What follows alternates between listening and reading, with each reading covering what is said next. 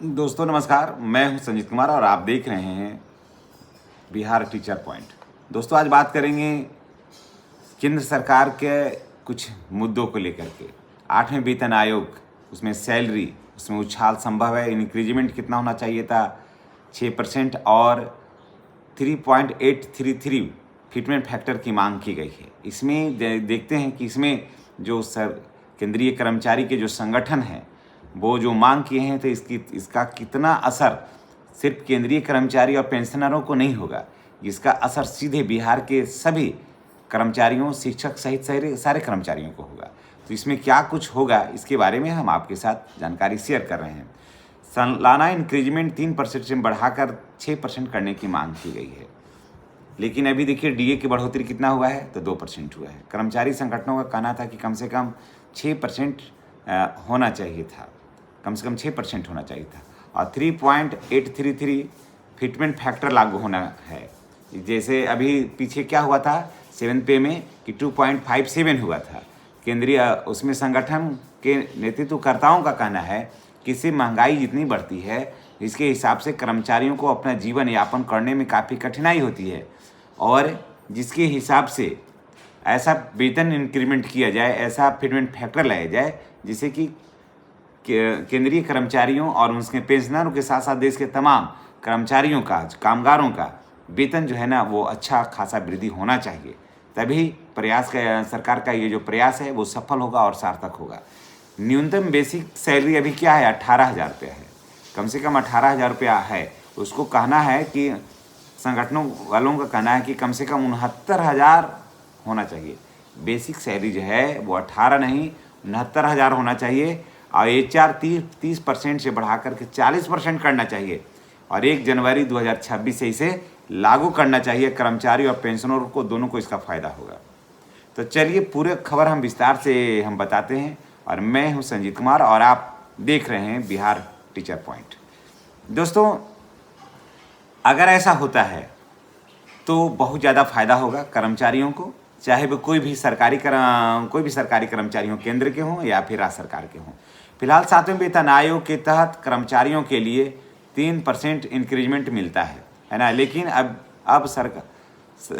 कर्मचारी जो संगठन है उसे बढ़ा करके 6% करने की मांग की है कि 6% करिए इसको। अगर यह मान ली जाती है तो हर कर्मचारियों के वेतन में अब सीधे दुगनी वृद्धि हो जाएगी। जी हाँ, अब देखिए फिटमेंट फैक्टर 3.833 का असर क्या होगा। अगर इसका सरल कैलकुलेशन किया जाए तो मैं आपको बता देता हूं कि 7वें वेतन आयोग का फिटमेंट फैक्टर 2.57 था, ठीक है, जबकि 3.833 करने की मांग है जिससे बेसिक सैलरी में ज़बरदस्त उछाल आ सकता है। इसको और भी सरल भाषा में इसको समझते हैं, थोड़ा ध्यान से इसको सुनिएगा तो बातें बहुत समझ में आ जाएगी। ये वीडियो जो है वो बिहार के सभी कर्मचारियों के लिए, साथ साथ शिक्षकों के लिए, चाहे वो आप नियोजित शिक्षक हों, विशिष्ट शिक्षक हों, विद्यालय अध्यापक हों, सभी के लिए, नए पुराने सभी के लिए ये बहुत ही महत्वपूर्ण है। देखिए लेवल वन में MTS और ग्रुप डी के लोग आते हैं जिनका बेसिक सैलरी वर्तमान जो है अभी 18,000 रुपया है ना। तो आपका जो बेसिक सैलरी है उससे आप मिला लीजिएगा कि आपका कितना बढ़ेगा, वो भी हम आपको बता देंगे। वर्तमान में बेसिक सैलरी है MTS और ग्रुप डी वाले को 18,000 रुपया कम से कम, ठीक है। उनका नई बेसिक सैलरी जो हो जाएगा वो 3.833 के हिसाब से अगर होता है तो 78,994 रुपया, यानी कि 69,000 रुपया कम उनका बेसिक सैलरी होगा, प्लस 6% इंक्रीजमेंट तो उनका 73,000 रुपया, यानी कि उनका हो जाएगा वेतन जो है वो 73,000 रुपया हो जाएगा उनको पूरी टोटल। उसके बाद लेवल 4 का चलिए LDC में जिसका बेसिक सैलरी 25,500 है, समझ गए। लेवल 4 में बेसिक सैलरी जिनका LDC का जो है वो लेवल 4 में आता है और उनका वर्तमान बेसिक सैलरी जो है वो 25,500 रुपया है, ठीक है। तो उनकी नई बेसिक सैलरी हो जाएगी 57,742 रुपया। सोचिए कि कितना ज़्यादा उछाल आता है, 3 गुना वृद्धि हो जाती है इसमें। अगर 6% उसमें आपको इंक्रीजमेंट किया जाए तो 1,03,000 से ऊपर इनका जा रहा है ग्रॉस सैलरी, ठीक है। अब लेवल 4 जो कि इंस्पेक्टर वगैरह का होता है, वर्तमान उनका बेसिक सैलरी 44,900 रुपया है, अभी 44,900 रुपया है, तो उनका नई बेसिक सैलरी हो जाएगा 1,72,102 रुपया, और 6% इंक्रीजमेंट के बाद हो जाएगा 1,82,428 रुपया हो जाएगा। तो सोच सकते हैं कि कितना वृद्धि होता है। यही केंद्रीय कर्मचारी संगठनों का कहना है कि वृद्धि ऐसा किया जाए कि जिससे कि कर्मचारियों का भविष्य सेफ हो जाए, है ना। तो लेवल अब 10 का करते हैं। ग्रुप ए में जो गैजेटेड ऑफिसर वगैरह होते हैं उनका वर्तमान बेसिक सैलरी है 56,100। तो अब नया अगर जो लागू होता है तो 2,15,000 रुपया हो जाएगा, और 6% इंक्रीजमेंट अगर जोड़ दिया जाए तो 2,27,933 रुपये हो जाएगा।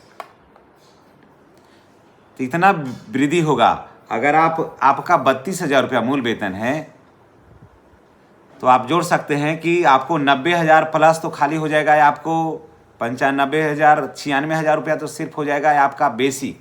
उसके बाद डीए वगैरह जुटेगा तो आप लाखों रुपया आपका पेमेंट हो जाएगा। अगर ग्रॉस सैलरी जोड़ा जाए तो लाखों रुपया हो जाएगा आपका। लेकिन देखिए कि क्या केंद्र सरकार कितना कर पाती है ये तो आने वाला वक्त बताएगा। अब देखिए, बेसिक सैलरी से इसका सीधा असर महंगाई भत्तों पर भी पड़ेगा। डीए बेसिक के आधार पर बढ़ेगा, एचआर मकान किराया नए बेसिक के आधार पर पड़ेगा। उसके बाद ट्रांसपोर्ट अलाउंस कुछ लोगों को दिया जाता है, वो भी इसी के आधार पर बढ़ेगा।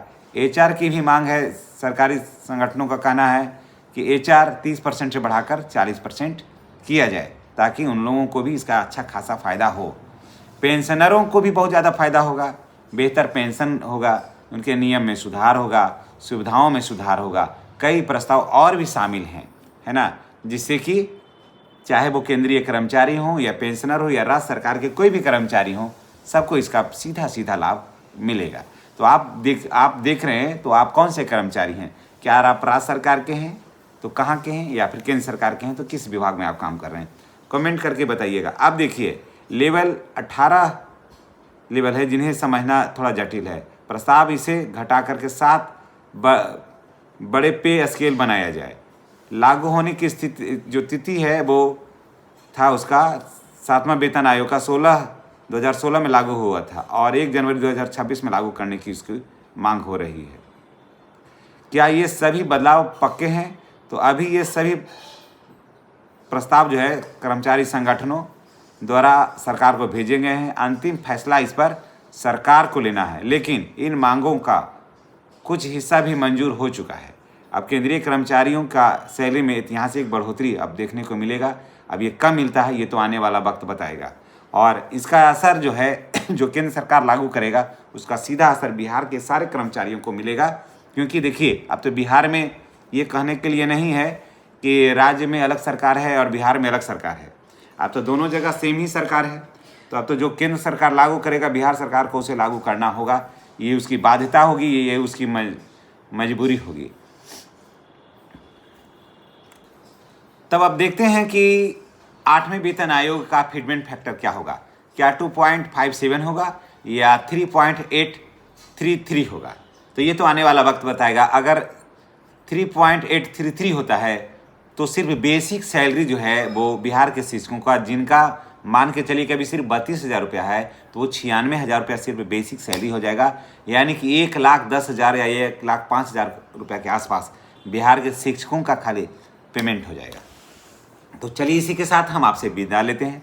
नेक्स्ट वीडियो में हमारी और आपकी फिर मुलाकात होगी। चैनल पर नए हैं तो चैनल को सब्सक्राइब करके बेल आइकन को दबाइएगा, ताकि इस तरह का वीडियो का नोटिफिकेशन आपको मिलता रहे। धन्यवाद।